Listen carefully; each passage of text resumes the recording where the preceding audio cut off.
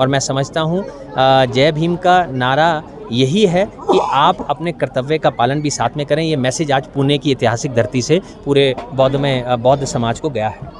देखिए जी, मैंने एक फ़िल्म की थी श्री सिद्धार्थ गौतम, श्रीलंका में बनाई गई थी। तब पहली बार ऐसा हुआ था कि मैंने बुद्ध के बारे में पढ़ा, जाना, धम्म पढ़ा, सब कुछ पढ़ा, और जो परिवर्तन हुआ मेरे जीवन में वो आप देख ही रहे हैं कि मैं खुद ही बौद्ध हो गया और आज इसी काम में लग गया हूँ। इतना बड़ा असर मुझे लगता नहीं है कि किसी पे पड़ा होगा।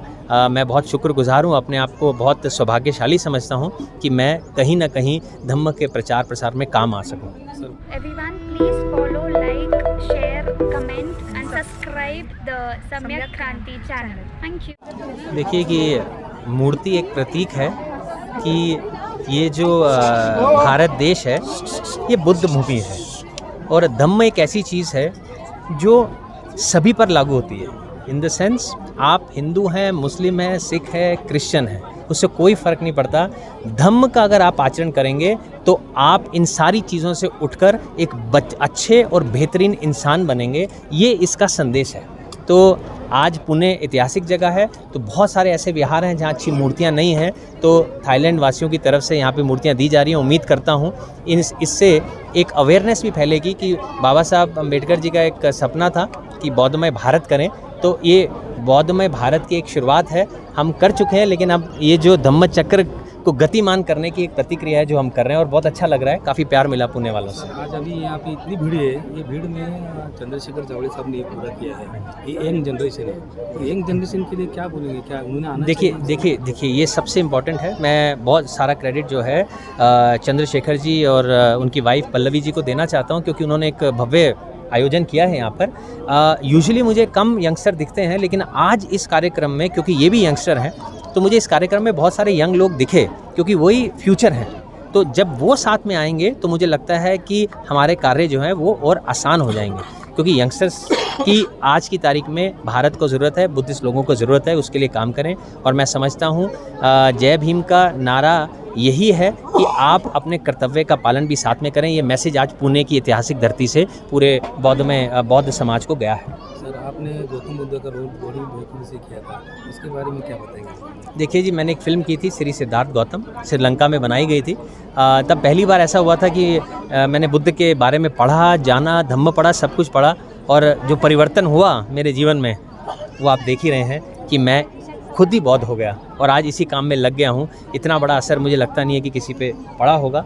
मैं बहुत शुक्रगुजार हूँ, अपने आप को बहुत सौभाग्यशाली समझता हूँ कि मैं कहीं ना कहीं धम्म के प्रचार प्रसार में काम आ सकूँ। सर, भारत और थाईलैंड, इन दोनों देशों में बुद्ध का प्रचार करते समय आपको क्या है?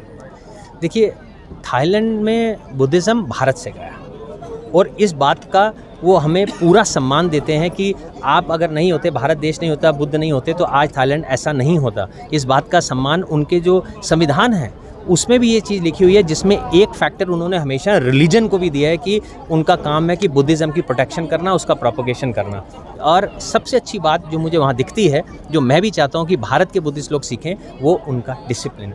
धम्म हमारे भिक्षुओं को भी बहुत नॉलेज है, लेकिन वहाँ पर जो डिसिप्लिन है वो देखने लायक है, जिसके लिए हम बहुत सारे लोगों को यहाँ से भिक्षु बनाने लेकर जा रहे हैं और आने वाले समय में भी लेकर जाएंगे। ज़्यादातर लोग कहते हैं कि डॉक्टर बाबा साहब अम्बेडकर की वजह से ही अपने को बौद्ध धर्म मिला है, तो उसके बारे में आपको? इसमें तो कोई दो राय है ही नहीं है। आज बाबा साहब अगर नहीं होते तो मुझे नहीं लगता कि बुद्धिज़्म भारत में जीवित भी रहता। ये तो एक ही नाम है उस आज बुद्धिज़्म के जीवित होने के पीछे, और वो है बाबा साहब अम्बेडकर जी का। आज वो धम्म चक्र परिवर्तन ना हुआ होता 1956 में 14 अक्टूबर को, तो शायद ये बुद्धिज़्म जो है बिल्कुल लुप्त हो चुका होता। आज हम उस बात का क्रेडिट पूरा देते हैं, लेकिन हमारे युवाओं को, हमारे बुद्धिस्ट समाज को ये समझना होगा कि गाड़ी वहाँ रुकती नहीं है। बाबा साहब ने कहा था कि धम्म जो ये चक्र है, इसे पीछे मत आने देना, चाहे रुका रहे। तो आप लोगों ने उसे रोक रखा है, लेकिन अब समय आ गया है कि उसे गतिमान करें, क्योंकि ये समाज ही नहीं, ये देश ही नहीं, इस संसार को बुद्ध के धम्म की ज़रूरत है। गगन जी, एक प्रश्न है कि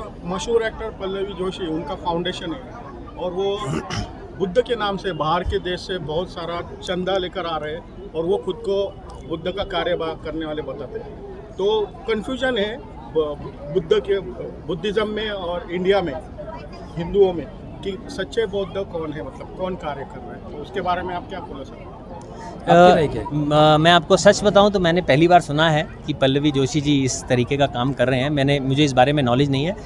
सच्चे बुद्धिस्ट की अगर आप बात करें, उसकी पहचान एक ही है, जो धम्म का आचरण कर रहा है वो बुद्धिस्ट है। अब ये ज़रूरी नहीं है कि वो बुद्धिस्ट किससे बना, कहाँ से बना। मैं भी हिंदू परिवार से आया था, मैं श्रीलंका में बुद्धिस्ट बना। अगर मैं धम्म का आचरण करता हूँ और जो पूरा नहीं भी कर पाया तो लेकिन मेरे मन में ये चाहत है कि मैं आने वाले समय में उसका आचरण पूरा अच्छे से करूँगा और शरण लेता हूँ बुद्ध धम्म और संघ में, तो इसका मतलब है कि मैं सच्चा बुद्धिस्ट हूँ। ये बुद्धिस्ट होने की पहचान है। बाकी सारे जो बुद्धिस्ट होने की पहचान है उसकी प्रक्रिया मैं ना समझता हूँ ना मैं सोचता हूँ कि वैसी होनी चाहिए। Thank you. आपने आज बौद्ध गया का जो बातों बातों में कहा था, लेकिन बौद्ध गया आप जाओगे तो बौद्ध गया में हिंदू देवताओं की अतिक्रमण बहुत तरीके से किया गया है और उस बारे में कहीं भी कोई भी मीडिया या कोई भी संस्था काम नहीं कर रही है। इस बारे में आप क्या कहोगे? नहीं, देखिए, मैंने आपको एक बात साथ में ये भी कही है कि आज हमारे बुद्धिस्ट लोगों की हालत इसलिए ऐसी है क्योंकि हम लोगों में एकता की कमी है। तो आज की तारीख में हमें एकता दिखाते हुए जब हम किसी चीज़ की मांग करेंगे तो वो चीज़ हमारी भी पूर्ण हर हालत में होगी। मैं ये समझता हूँ अभी हम उस सिचुएशन में पूरे तरीके से नहीं पहुँचे हैं कि जो हम चाह रहे हैं वो हो पाए। पहले हमें ग्राउंड वर्क करना होगा, बीज अच्छा हम बोएं, जरा पेड़ हमारा शक्तिशाली हो जाए तो फिर हम उनसे रिक्वेस्ट कर सकते हैं कि भाई यहाँ पर बुद्धिस्ट लोग जो हैं वो ही ज़्यादा आगे चीज़ों को आगे बढ़ावा दें। भारत में बौद्ध मूर्तियाँ जो आप दान कर रहे हो, तो सिर्फ मूर्तियाँ दान करने से भारत बौद्धमय होगा क्या, ऐसे आपको लगता है? नहीं नहीं, बिल्कुल नहीं, ऐसा बिल्कुल भी नहीं होगा। ये पहला चरण है, ये पहला चरण है भारत को बौद्धमय करने की ओर।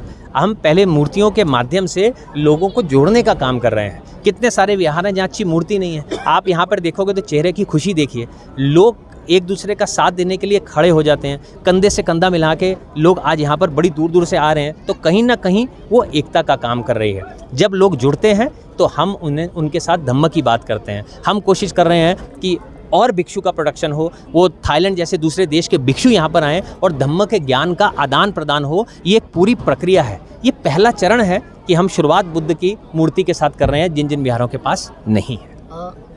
गगन मलिक जी, एक आखिरी सवाल है। जैसे चंद्रशेखर जावड़े जो जिनकी पत्नी जो है वो कॉरपोरेट रह चुकी है और ऐसे कॉरपोरेट जो हमारे धम्म में जो काम करते हैं बहुत सारे कम है इस तरह से, तो उनके लिए क्या कहोगे? मैं तो यही कहूँगा कि आप मैं वैसे जहाँ तक मैंने सोचा है तो मैं कभी भी धम्म के काम को पॉलिटिक्स के साथ जोड़ने की बिल्कुल भी बात नहीं करता हूँ। यहाँ पर उनका कर्तव्य एक ही है, वो बुद्धिस्ट हैं, धम्म का प्रचार प्रसार करना चाहते हैं, वो जुड़कर करें और सच्चे मन से करें।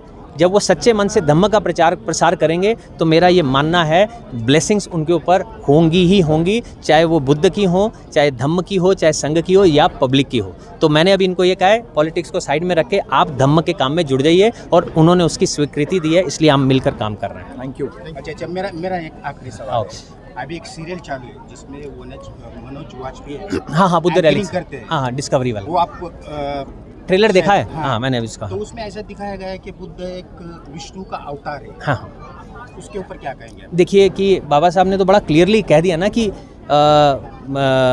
विष्णु के अवतार नहीं है बुद्ध, उनकी बात से तो बड़ा क्लियर है।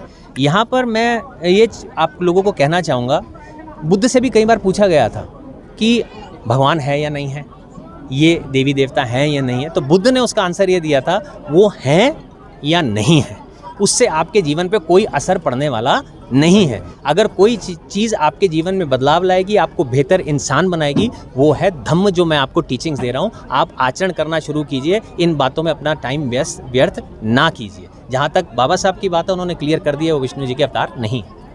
Okay, thank you.